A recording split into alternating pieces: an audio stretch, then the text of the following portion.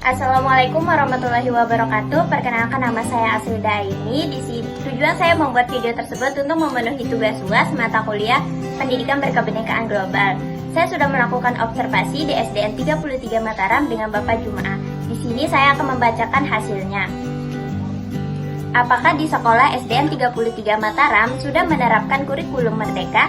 Jawabannya sudah, karena di SDN tersebut mengikuti peraturan yang telah ditetapkan oleh pemerintah yang mengharuskan sekolah tersebut untuk menggunakan kurikulum atau menerapkan kurikulum merdeka. Dan kurikulum merdeka ini di SDN 33 Mataram diterapkan dari kelas 1 sampai kelas 6 SD. Dan pertanyaan yang kedua, apakah di sekolah SDN 33 Mataram sudah diterapkan materi pendidikan berkebinekaan global?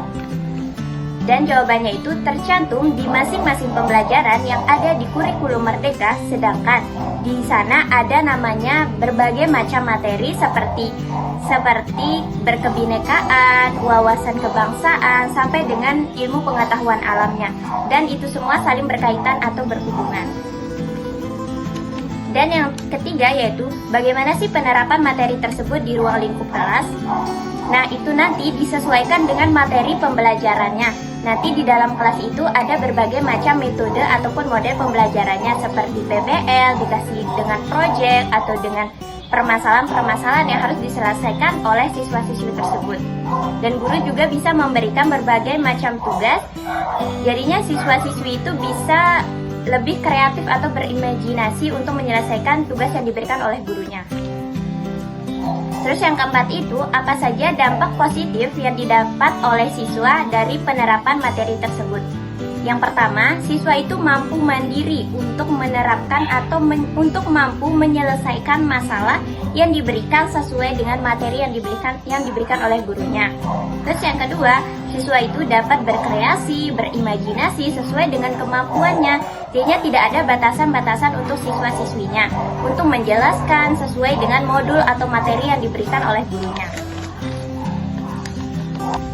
Terus yang kelima itu, apa saja sih kekurangan dan kelebihan yang dirasakan oleh siswa terkait penerapan kurikulum merdeka tersebut?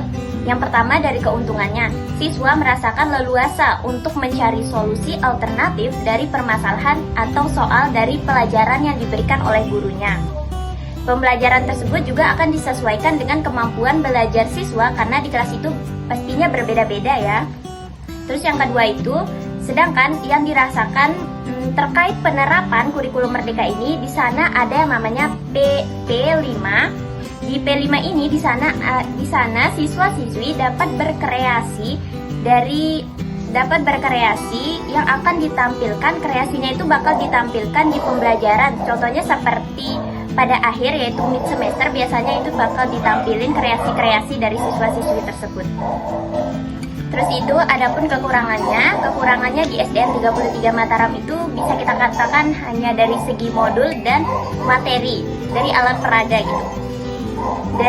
Dari segi modul ajar yang belum terpenuhi, karena kalau di semester 1 itu terbatas gitu.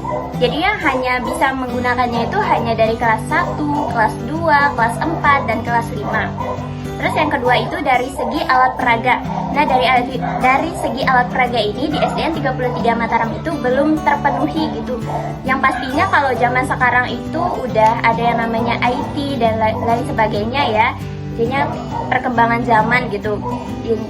Jadinya itu di kurikulum merdeka ini sifatnya project. Jadinya siswa-siswi itu diberikan berbagai tugas tapi yang dalam bentuk project gitu. Tapi kekurangannya di SDN 33 Mataram itu yaitu alat peraga yang belum bisa terpenuhi dengan sempurna gitu. Sekian penjelasan saya. Wassalamualaikum warahmatullahi wabarakatuh.